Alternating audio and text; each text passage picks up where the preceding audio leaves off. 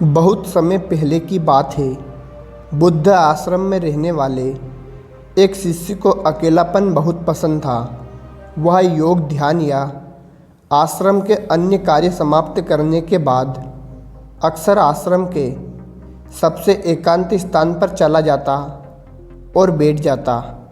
आसपास की चीज़ों का निरीक्षण करता, उसे या किसी चीज़ के बारे में सोचता रहता। जब वह अकेला होता था तो वह सबसे ज़्यादा खुश रहता। आश्रम का काम करने के बाद वह चाहे कितना भी थक जाए, लेकिन जब वह खुद के साथ कुछ समय बिताता तो उसकी सारी थकान दूर हो जाती। जब भी उसके मन में किसी बात को लेकर कोई उलझन होती तो वह किसी एकांत जगह पर जाकर बैठ जाता और फिर उस समस्या पर ध्यान करता तो कुछ समय बाद उसका मन शांत और स्पष्ट हो जाता। एकांत उसका सबसे अच्छा दोस्त था, लेकिन आश्रम के अन्य बच्चों को उसका इस तरह अकेला रहना पसंद नहीं था, क्योंकि आश्रम के अन्य बच्चों को जब भी मौका मिलता वे साथ खेलते, हंसते, मजाक करते और एक दूसरों की टांग खींचा करते थे। लेकिन वह हमेशा एकांत की ओर भागते था। उसे कुछ भी दोस्त थे जिनसे आश्रम के अन्य बच्चे उसका मजाक उड़ाते थे। उसे तरह तरह के नाम से बुलाया जाता था। उसे घमंडी और सनकी भी कहते थे। हालांकि वह दूसरे बच्चों की बातों पर ज़्यादा ध्यान नहीं देता था, लेकिन फिर भी कभी कभी दूसरे बच्चों की बातों और हरकतों से उसे ठेस पहुंचती थी। एक दिन वह दुखी मन से बुद्ध भिक्षु के पास पहुंचा और भिक्षु को सारी बातें बताई कि उसे एकांत में रहना कितना पसंद है और उसकी इस आदत के कारण दूसरे बच्चे उसे कितना परेशान करते रहते हैं। गुरु एक बहुत ही प्रबुद्ध व्यक्ति थे। उन्होंने शिष्य की बात बहुत ध्यान से सुनी और फिर कहा, बेटा, इसमें दुखी होने की क्या बात है। बड़ी सफलताएं अकेलेपन से शुरू होती है। अकेलापन हमें खुद से जोड़ता है। अपने अकेलेपन को अकेलेपन के रूप में मत लो, नकारात्मक, बल्कि इसे एकांत मानकर स्वयं को जानने का प्रयास करें। आपको एकांत पसंद है, इसका मतलब है कि आपका वास्तविक अस्तित्व आपसे मिलना चाहता है। इसलिए अपने एकांत प्रेम का सम्मान करें। गुरु ने आगे कहा, आज मैं आपको ऐसे 8 गुणों के बारे में बताता हूँ जो गुण अकेले रहने वाले लोगों में पाए जाते हैं और उन्हें दूसरे लोगों से अलग बनाते हैं। गुरु ने कहना शुरू किया, एकांत में रहने वाले लोगों में जो पहला गुण पाया जाता है वह यह है कि ऐसे लोग दूसरों की तुलना में अपने बारे में अधिक जागरूक होते हैं। वे अपने स्वभाव और आचरण के बारे में अधिक गहराई से जानते हैं। ऐसा इसलिए क्योंकि जब हम अकेले रहते हैं तो हमें अपने बारे में सोचने के लिए काफ़ी समय मिलता है। इससे हम अपने व्यवहार को बेहतर तरीके से समझ सकते हैं। एकांत में रहने वाले लोग अपनी कमजोरी और ताकत को भी अच्छी तरह से जान पाते हैं, जिसके कारण वे किसी भी बुरी स्थिति का सामना अन्य लोगों की तुलना में बेहतर तरीके से कर पाते हैं। एकांत में रहने वाले लोगों को दूसरा गुण यह है कि उनका व्यक्तित्व आसमान में सबसे अलग होता है। ऐसे लोग जो ज़्यादातर दूसरे लोगों के साथ रहते हैं या अकेले नहीं रह पाते हैं, वे चाहे कितनी भी कोशिश कर ले, लेकिन जाने अनजाने लेकिन दूसरों की व्यक्तित्व का कुछ हिस्सा उनके अंदर आ जाता है। दूसरों की आदतें, दूसरों के विचार उनके अंदर आ जाते हैं, जिससे उनके व्यक्तित्व में वह विशिष्टता, वह निरालापन नहीं आ पाता। उन व्यक्तियों की कई लोगों का व्यक्तित्व होता है, लेकिन क्योंकि जो लोग एकांत में रहते हैं वे अपना ज़्यादातर समय अपने साथ ही बिताते हैं, इसलिए वे दूसरों की बात और विचार अपने जीवन में जीने के नियम और कायदों से बहुत कम प्रभावित होते हैं, जिससे वे पालन करते हैं कि आसानी से किसी भी प्रभावित नहीं हो पाते। इसलिए ऐसे लोगों का व्यक्तित्व सबसे अलग, सबसे असामान्य होता है। इसलिए इनके व्यवहार में एक अलग ही अनोखापन होता है, जो किसी दूसरे व्यक्ति को पसंद भी आ सकता है और नहीं भी।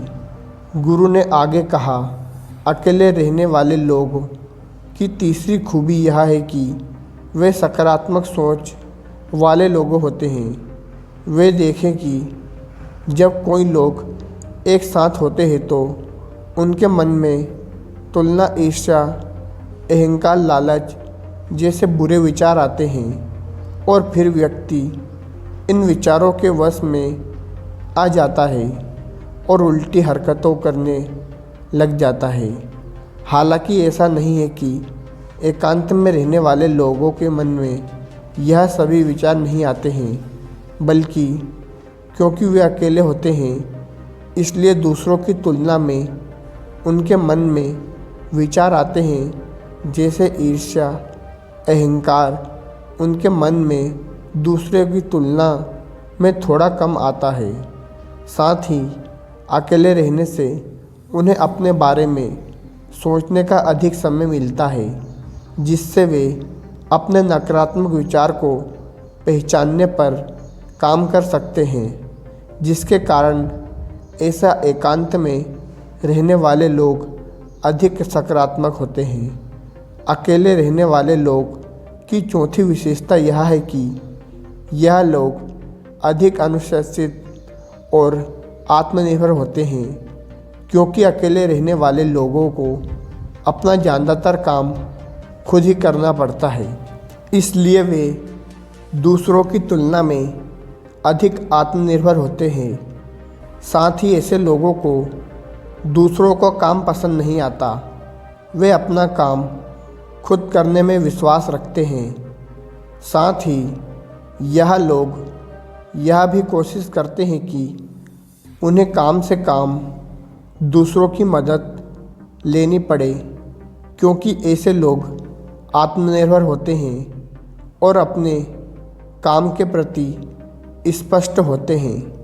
इसलिए ऐसे लोग अनुशासित भी होते हैं। ये अपने समय की कद्र करते हैं और दूसरों का समय बर्बाद नहीं करते हैं।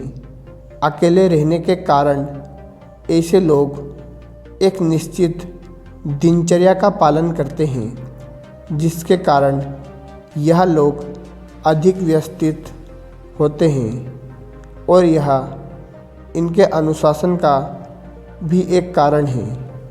गुरु ने आगे कहा, जो लोग अकेले रहते हैं उनकी पांचवी विशेषता यह है कि वे किसी भी चीज़ के बारे में गहराई से सोच सकते हैं। किसी भी चीज़ के बारे में बहुत बारीकी से और गहराई से सोच सकते हैं। अकेले रहने वाले लोगों को सबसे बड़ी विशेषता होती है। यह कारण है कि जितने भी लेखक, कवि और महान कविताओं के लेखक हैं वे सभी एकांत में रहना पसंद करते हैं, क्योंकि जब कोई व्यक्ति एकांत में रहता है तो वह सक्षम होता है कि उसकी अंतरात्मा की आवाज़ सुनने के लिए जितने भी बड़े बड़े खंडन हुए हैं उनकी शुरुआत एकांत में हुई है, क्योंकि एकांत में रहकर ही किसी भी चीज़ के विचार को बहुत करीब से समझा जा सकता है। छठी विशेषता, जो लोग अकेले रहते हैं वे बहुत कलात्मक होते हैं, क्योंकि अकेले रहने वाले लोग किसी भी चीज़ के बारे में बहुत गहराई से सोच सकते हैं। इसलिए ऐसे लोग बहुत कलात्मक होते हैं। साथ ही अकेले रहने के कारण उनके पास बहुत समय भी होता है और वे लंबे समय तक अपने काम में ध्यान केंद्रित कर सकते हैं, जिसके कारण इन लोगों की जिस भी काम में रुचि होती है यह लोग उस काम में बहुत आगे तक जा सकते हैं, क्योंकि इनके पास इनका ध्यान बांटने वाला कोई नहीं होता है। यह लोग खोए रहते हैं, जब तक वे चाहते हैं तब तक वे अपने काम में लगे रहते हैं। और यही कारण है कि ऐसे लोग बहुत रचनात्मक और कलात्मक होते हैं।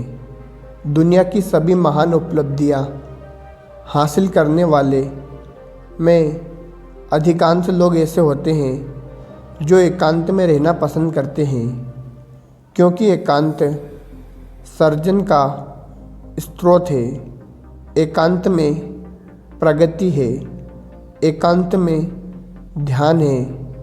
सातवां गुण, अकेले रहने वाले लोग के रिश्ते बहुत गहरे और मजबूत होते हैं। वैसे तो अकेले रहने वाले लोग ज़्यादातर लोग से अपने रिश्ते नहीं बनाते हैं, लेकिन जितने भी लोग से रिश्ता बनाते हैं सच्चे दिल से बनाते हैं। ऐसे लोगों के बहुत कम दोस्त होते हैं, लेकिन जो भी होते हैं यह उनसे अपनी दोस्ती पूरी ईमानदारी से निभाते हैं। आठवीं और अंतिम बात, जो लोग अकेले रहते हैं वे मानसिक और भावात्मक रूप से बहुत मजबूत होते हैं, क्योंकि वे जानते हैं कि अगर आज उन पर कोई समस्या बहुत अधिक है तो उन्हें उस समस्या से अकेले ही निपटना होगा। ऐसा बार बार करने से उनमें आत्मविश्वास बढ़ता है और आत्मविश्वास या आत्मसम्मान बढ़ने से वे मानसिक और भावात्मक रूप से मजबूत हो जाते हैं और वे यह मानने लगते हैं कि ऐसा कोई समस्या नहीं है जिससे वे अपनी इच्छा शक्ति के बल पर जीत हासिल ना कर सके। इसके बाद गुरु चुप हो गए और शिष्य ने कहा, गुरुजी, आपकी बात तो ठीक है, लेकिन यह कब कहा जा सकता है कि अकेलापन वरदान है?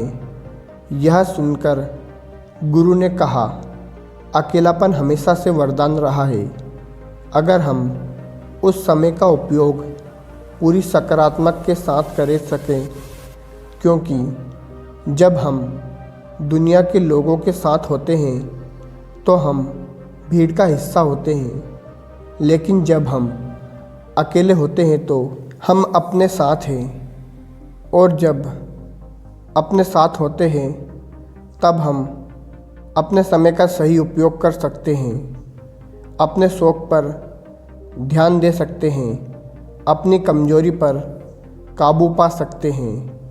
गुरु के मुख से ऐसी बातें सुनकर अब शिष्य को अपनी एकांत में रहने की आदत पर कोई संदेह नहीं हुआ, बल्कि उसे अपनी आदत पर गर्व महसूस हुआ।